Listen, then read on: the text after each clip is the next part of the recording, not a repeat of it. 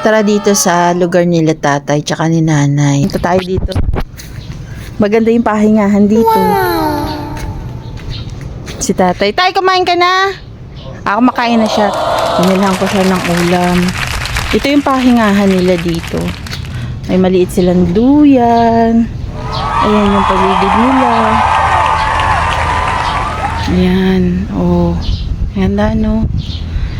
Talagang mapapatambay ka sa ganito eh. Kaya mga tropa ko yan. Yan yung may brown. Si Kokey. Ito naman si Leon. Matatawagin ko. Leon! Leon! Oh, Kokey! Oh, di ba? Silalim ka ng puno ng... Ano bang tawag dito? Kakao. Yung mga bunga naman dito, tingnan nyo. Ginagawa nila yung tableya. Sobrang sarap talagang tumambay dito sa ilalim ng kanilang kakao. Tapos nakaduyan-duyan ka lang. Ay, panalo talaga. Kahit mainit ang panahon. Tingnan nyo naman, oh. Ang daming dahon. Kaya, ang lilim dito sa ilalim ng puno ng kakao. Tsaka, mapresko dito talaga.